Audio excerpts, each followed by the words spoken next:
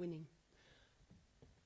Hi, it's really lovely to be here, and thank you very much for asking me along. I have to say, I didn't quite expect so many people, but we'll push on, and if my voice trembles a bit, it's only because there are so many of you all looking at me. So, my name's Alison.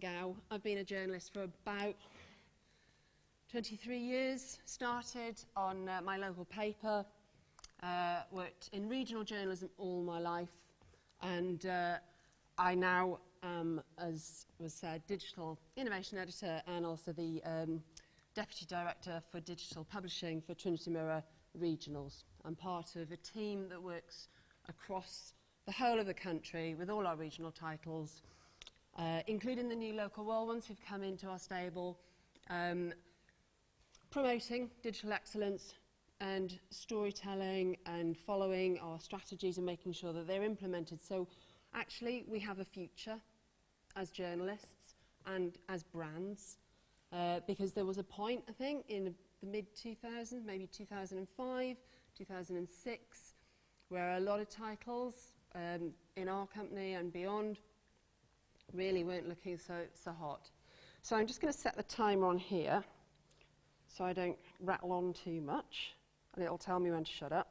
But in the meantime, I want to start, taking a leaf from Rosie, with some research. So can people who have a Twitter page and use Twitter, put your hands up, please?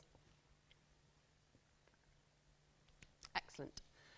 Keep your hands up. If you have a blog that you have updated within the last fortnight, keep your hand up.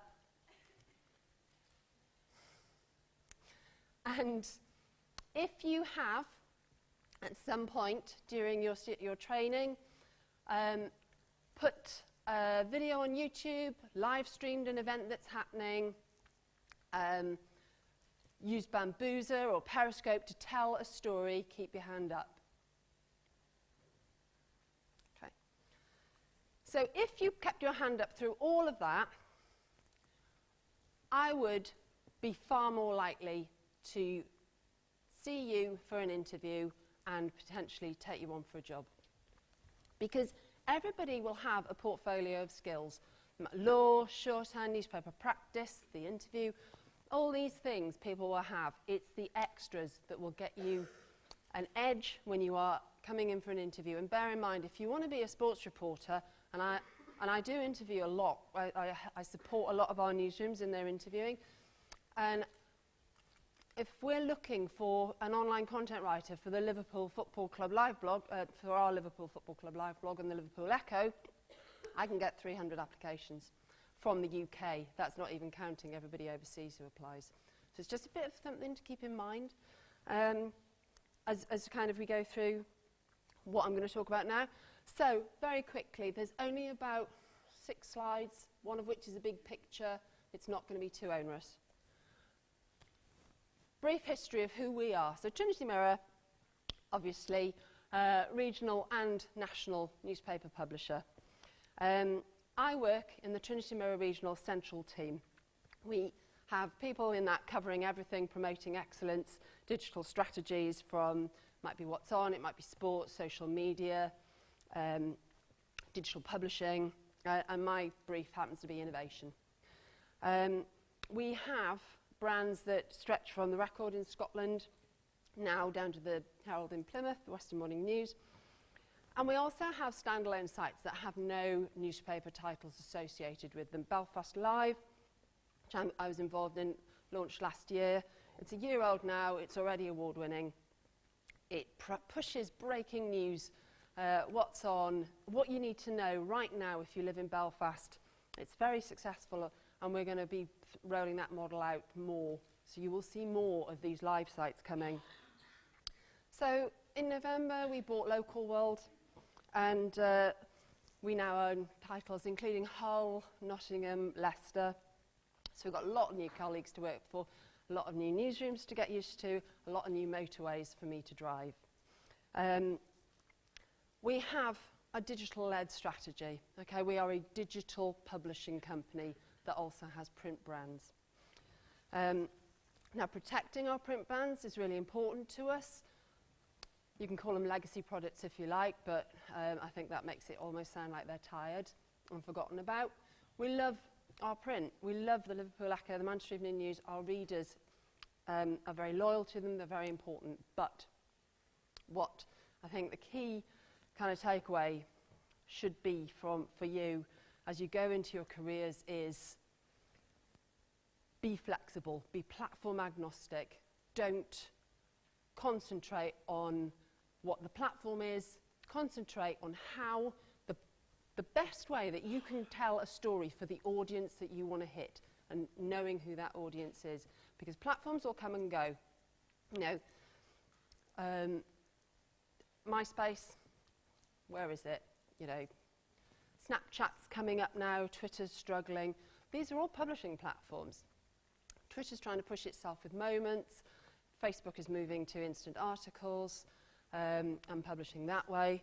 We still have print platform, apps, obviously. We have web platforms. And when I say web, that's mobile and desktop. And frankly, if you are creating content for online and you're not thinking about your mobile audience, you may as well put whatever you're doing in a bag and throw it in the sea, because nobody will see it. Be mobile. Think about the size of the screen that people are looking at when they're reading your content. And it's been successful for us. We've been striving at this since about 2008. We really hit our stride during Capital of Culture Year in Liverpool, I think. And we found doing stuff live, connected with audiences online, made a huge difference. Social media made a huge difference. And it gave us an edge. And, you know, we are... these are the online ABCs from last month. And we are growing all the time. So the two things that inform us are audience and analytics. Okay, that's kind of at the heart of what we do. If you hear our Chief Executive, Simon Fox, talking anywhere, when he's on YouTube, he'll be in print and be online, his whole focus, the strategy of our business, is to grow the audience, know the audience, monetize the audience. We don't have paywalls. We are, experimenting with new platforms. We've just launched the New Day, for example, which is print only, but with some social media presence. But really, it's all about the audience, and the analytics tell us about the audience. Okay, so when I say analytics, I mean things like Omniture, which kind of tell us who's reading our websites over a period of time. Chartbeat, which tells us who is looking at our websites and what they're reading live at that moment. Social media analytics, like Facebook analytics, BuzzSumo, Twitter analytics, all these things, the shares, the retweets, the comments, etc. All these things help us understand our comments, etc. All these things help us understand our audience. And they influence our journalism. The journalism that we do, that we will always do now, and that we kind of think is integral to our future and our survival as journalists and as brands, is rooted in audience and knowing the audience. So in the same way, if you're, first day on your course and you get the who, what, where, why, when, how kind of conversation for the tenets of a story, who is your audience? So if we know our audience, we can monetize our audience. We can make sure that we are getting the right stories to them. We can make sure that they come back, that they trust us, that they understand that we are a brand that will provide news and information and useful facts for them. We work on kind of three principles: tell me, help me, indulge me, or entertain me, if you prefer. These are the three things that people are looking for when they come to us as local journalists. We know that, and that's what we always try and keep in mind. So where is our audience? So we have massive international audiences coming in, especially if you're in Manchester or Liverpool. They come from all over the world. What we really love is a local audience. it's really important to us. International, great, come read whatever you want. Local audience, come, feel that you own this site, feel that you have a conversation with the brand, come back, read more stories, use the tools that we have put on there for you to interrogate, the data that we're putting out. Our audience strategy is 10% local growth this year. And that's what all our titles are focused on. How do you grow the local audience? And that's kind of important for the brands from an editorial point of view. We want to be in people's mouths. We want them to be talking about us and coming to us for news. It's also really important for commercial colleagues because, I don't know if you know this, but like people coming from overseas are worth pence in terms of advertising. Locally, if they're coming to our sites, they're worth tens of pence, and if they're watching a video, they're worth pounds. Okay, so when are they reading us? At what points in the day are they reading us? They have different times. We know that if you're waking up at 6:30 and you're looking at the whole site, you don't want a long read. You want to know what's happened overnight. Is that man still asking for biscuits on a roof? And why digestives, for God's sake, in the whole plethora of biscuits that you could ask for. So is he still doing that? What's the traffic like? Are the trains running? Can I get to work? What's the weather? That's completely different to what somebody who logs on at around 4:30 wants, which is, can you fill 30 minutes of my time because I've had enough of working today? And we put different content towards them at that point. We know that that person is possibly looking to pick their football team for the weekend on one of our team selectors, or if you're in Birmingham, do a quiz around like forgotten Cadbury's chocolate bars, or read something about a nostalgia piece about where they live. They're not looking for massive information at that point. They're looking to be diverted. How do they find us? Search and social strategies are so important to journalists now. If you don't know where your audience is coming from and how they're finding you, you really are missing a vast chunk of the people that you could be writing for. Okay? We train hugely in SEO and getting social media content right. The right wording, the right positioning, the right timing for it to go live. And that's not a social media editor doing that, that's the journalists themselves. They know when they need to be promoting their work so people can find it. And what are the ways that they read us? So desktop and mobile viewers will have very different needs and goals when they're looking online, and we know that. So it's, again, what's the best way to tell this story? So, okay, this is a skills matrix that I help make, actually. It's one of the things that informs us when we're making decisions around what skills do we need for the jobs that we're about to interview for. This is several pages long, so there's various tabs on it. The one that I've screen grabbed here is the journalism one. So you can see on this, hopefully, although it's perhaps a bit small, the thing that crops up over and over when we're looking to recruit people is digital storytelling and social media. Now, we expect people to be able to write. We expect for certain jobs people to have a law qualification, and also we would like them to have shorthand for certain jobs. If we feel it's that necessary, we will get them there ourselves.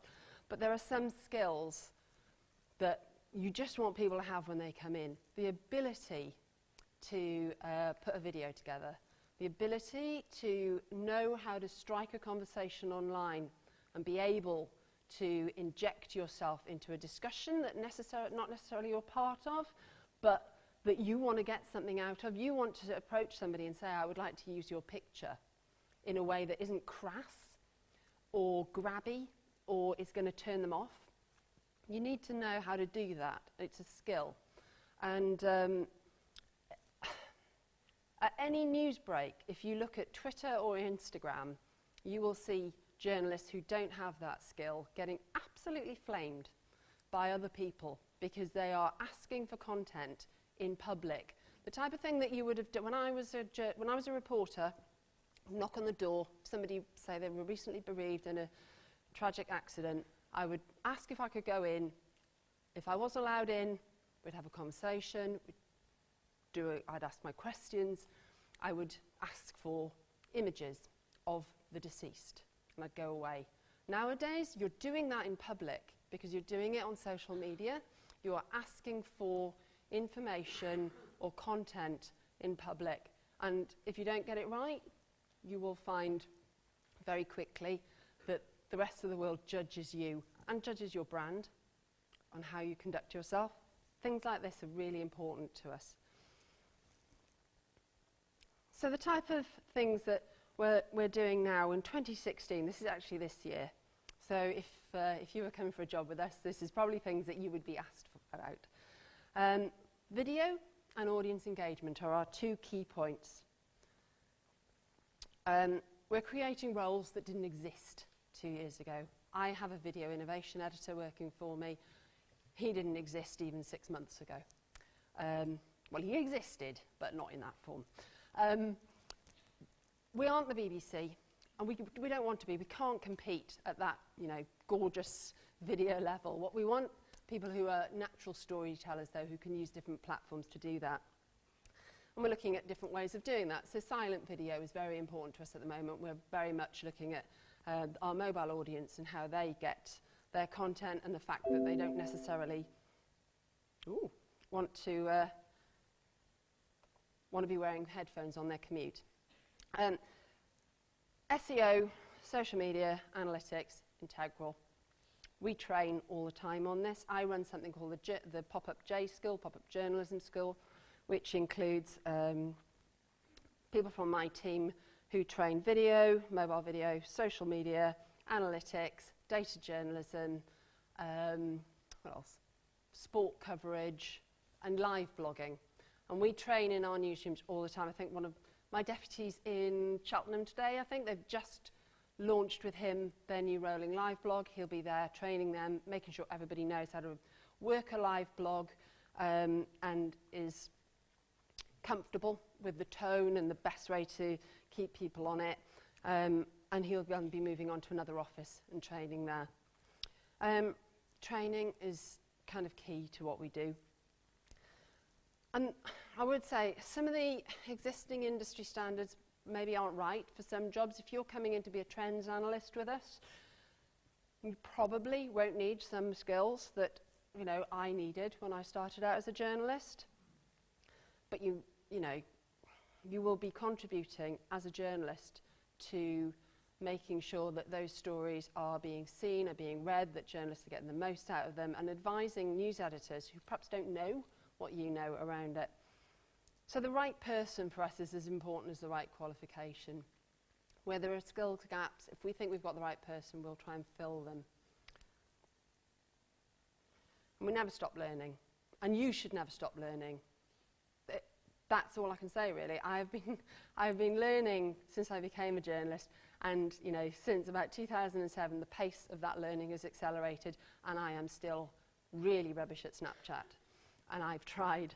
So if anybody here is good, grab me later and please help me. But things that we've learned, immersive storytelling, we know how to do that. The thank you piece, which was Stephen Gerrard's leaving letter to fans, that was 300 words.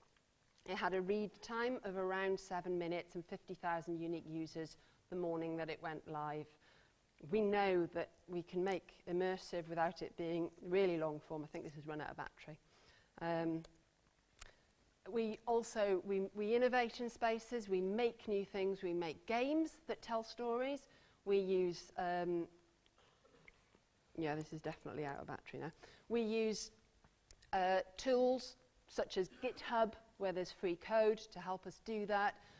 I will never not be happy about finding a new free tool that I can use and that is something that we can make as part of our journalism to tell stories around it.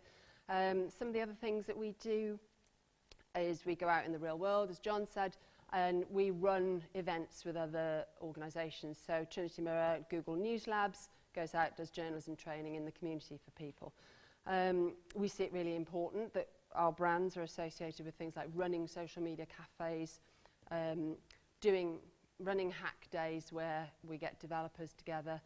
We will work a lot with local developers. At the moment, we've got somebody building an interactive Liverbird in the Liverpool Echo newsroom that lights up when one of our live analytics kicks off.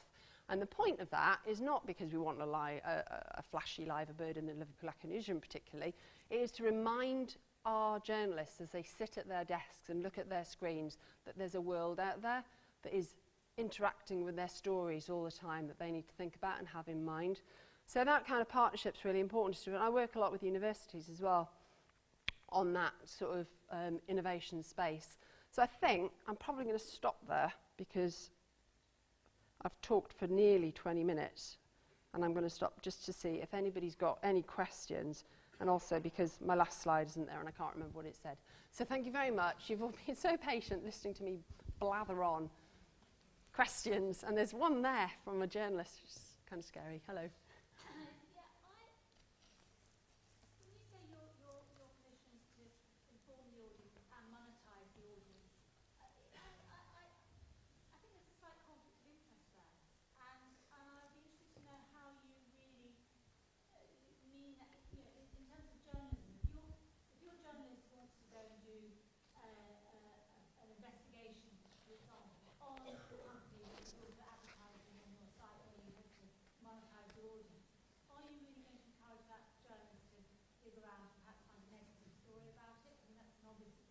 Yeah. I think the overt need to monetize the audience lies at odds with actually engaging audience in journalism. Okay, I think there's two things probably. Bear in mind that I come at this from a very strategic point of view. So I know when I say we monetize our audience, I'm talking about the commercial colleagues that I work with very closely who have very little to do with, you know, the day-to-day journalism decisions that are made. I have never worked in a newsroom where a story has been pulled because somebody has threatened to pull advertising. No, there are examples, for example, the Telegraph, where the difference between advertorial and editorial is quite blurred. Oh, yes. Big banks remove their entire advertising budget because the newspaper quite rightly wrote a knock-and-piece about this bank. You know, I think there is an issue where the line is blurred between advertorial and straightforward journalism. Well, they're not blurred for us, they're quite clear. If we are being paid to write content, then it goes up with a marking that says sponsored content. It's very clear, and it goes in a separate section of the website. If we are covering a major event, we will work with the organisers of that event, and they may well have budget they want to spend to us. That doesn't kind of influence how we would cover it. Capital of Culture in Liverpool was an enormous, success, but also had really serious, issues around some of the transport and some of the ways that people felt money was being spent. Now, they spent a lot of money with the Liverpool Echo in advertising, but there was at no point a kind of conflict over how you would, cover the stories that people were talking about. I think monetising the audience means, for me, you build an audience, that audience comes in, and through programmatic advertising, they are spending money. They come in, and each per thousand is worth money to you. That's that's monetising the audience. Do you see what I mean? Well, I mean, I understand paywalls and what have you, but I'm not sure how else we monetize the audience. So programmatic advertising, do you know what that is? Okay. It's adverts that kind of serve to you and can be geography based. So if you were logging onto Manchester and you lived in Manchester, you might see Manchester adverts rather than London ones. And so that's partly why you build a local audience, because you get that different kind of monetized audience coming in. So, there's different ways. There's banners and buttons, which is really old-fashioned way of making money out of digital journalism. It doesn't necessarily work. And then there's actually providing a service that your audience wants, which, you know, they are happy to pay for. Things like, you know, the video with the pre-roll advert. Hi. Hi, what I want to know is, tonight there's a bill in the House of Commons regarding the Snoop Charter. How as a journalist, in your establishment meant to protect their sources if it goes through? So, we have never had, that I am aware of, an issue of sources, you know, leading to journalists going to prison, as has happened in some places. Some titles I know of, you know, and some freelance journalists have been extremely exposed by this. I would never support the bill that's going through. I don't understand some of the moves that have been made. I think that particularly as local journalists, we suffer the backlash of what happened with, you know, the Sun and the Mirror, of course, you know, from like a couple of decades ago.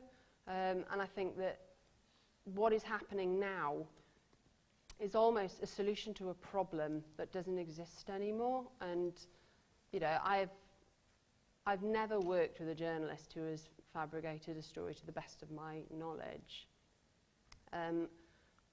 or harassed people to or hacked phones or anything like that.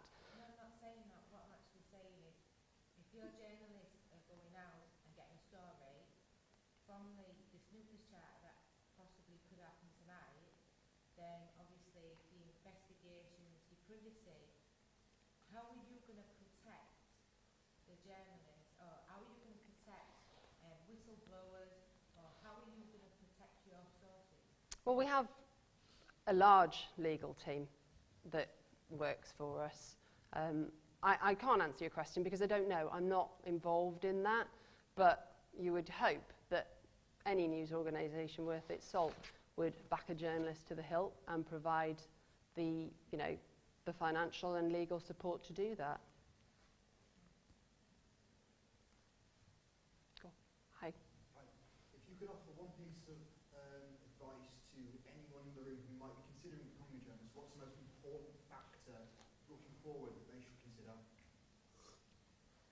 What's the most important job trait or... Yeah. I would say probably just don't be focused on a platform. If you can be adaptable and know that the only thing that really counts is telling a story and connecting with a person, then it doesn't matter how people are reading the information or watching the information or accessing it. The only thing that really matters is that you are able to get your head around the changes, because there are a lot of people who worked in the industry, like 2007 to say 2009. The whole shift to, you know, digital platforms was something that they didn't want to particularly deal with. They didn't enjoy it. They weren't a part of it, and they left. And I think really the joy of being a journalist is being able to tell people things. That's kind of what we do it for. So being able to keep an open mind around how you tell a story is probably the best piece of advice I'd give. Thank you. Social media going to overcome things like prison threats? Because obviously social media is instant. People are going on it to get stories instead of going out and buying paper. Do you think it is going to be a possible future that prison press and things like that are going to close? I think there was a statistic that said the last newspaper in America will close in 2045, and that's now been revised as not being. I think there will always be a desire for media in some kind of paper format. With regards to social media, I think that's a really interesting question, because the way that it seems to be moving for me is away from an open social media towards a closed one. So our WhatsApp groups, where, you know, which are much smaller, and there's far more kind of intimate conversations happening there, are becoming increasingly popular with audiences. We've got Facebook groups with tens and tens of thousands of people on them in some cases. We're thinking of setting up some closed Facebook groups that people have to join, to have less of an in the wild conversation where you know, you can get quite distasteful comments and stuff being posted, but actually real conversations around the journalism. So I think maybe social media is always going to evolve. Social media is going to evolve, but I think maybe social media is also going to become more inward looking in the way that we want it. I mean, you know, you don't want to put out something on social media and then spend the rest of the day being like trolled by people. It was, you know, I saw yesterday Lieutenant Corbis, 11-year-old girl, really, really famous video games reviewer on YouTube. And some of the tweets that are being directed to her yesterday by grown men were, you know, just dreadful. And I could see why she would move from Twitter to Snapchat or to WhatsApp, because it's a safe environment. So that kind of thing, I think, is going to happen more. But eventually, there will be fewer print products around. It all comes down to consumer demand. Anybody?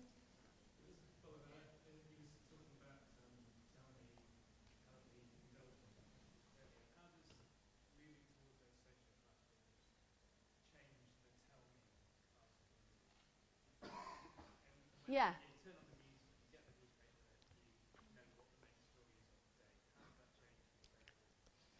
I think it's really interesting, this, and kind of timely. We're just about to launch in Huddersfield, actually, a thing that flips that whole tell me, help me, entertain me on its head, with a thing that says to readers, what do you want to know?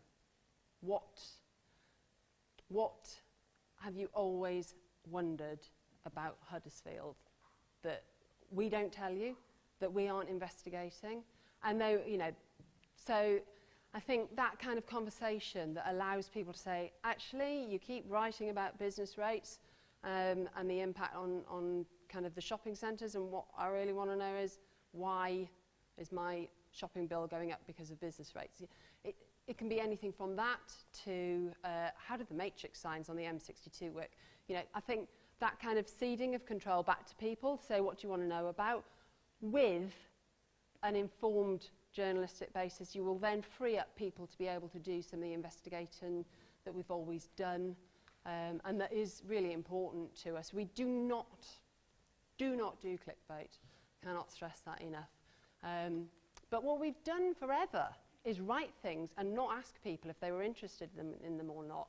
And if it went on page 16 or page 34 and nobody read it, you didn't know.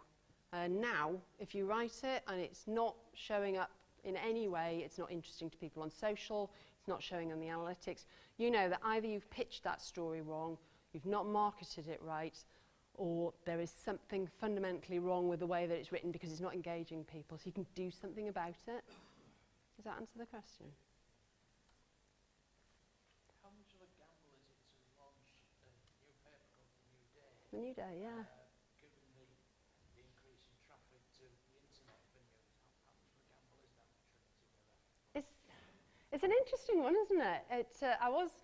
For one day, I was involved with The New Day, and then we bought Local World, and I wasn't working with it anymore, so I've kind of watched it as an interested spectator more than anything.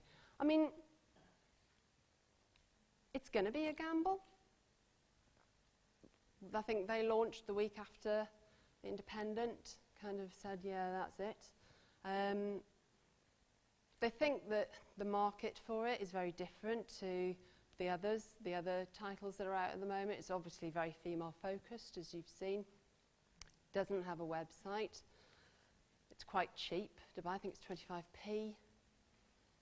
I don't know, ask me in a year, and I'll tell you. I think right now it's an interesting experiment. In the same way that we did Us v Them and Amped online, and they were, you know, great experiments.